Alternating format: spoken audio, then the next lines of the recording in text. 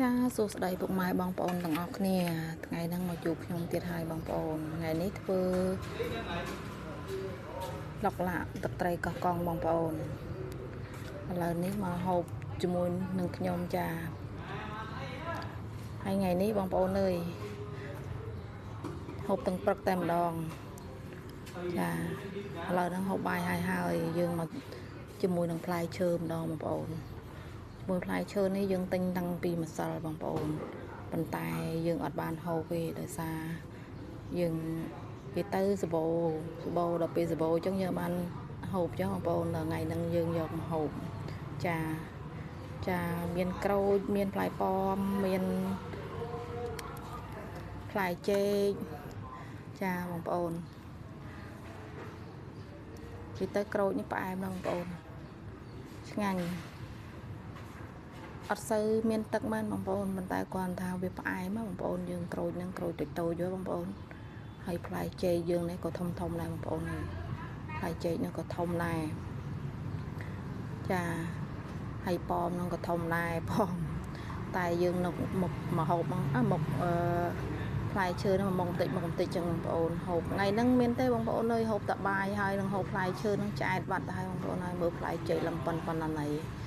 ចាផ្លែចេកធំណាស់ខ្ញុំហូបផ្លែចេកមួយហើយនឹងប៉មមួយចំណិតនឹងផ្លែក្រូចមួយឆ្អែតបាត់ហើយបងប្អូនអើយដោយសារយើងហូបបាយហើយខ្លះហើយចឹងបងប្អូនចឹងថ្ងៃហ្នឹងក៏ឆ្លៀតធ្វើវីដេអូ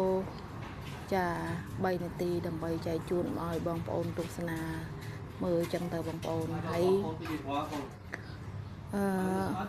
មិនភ្លេចទេបងប្អូនហើយជាមួយនឹងសម្លៃជូតមុខម៉ែឡាកាម៉ូបងប្អូនរាល់ដែលខ្ញុំ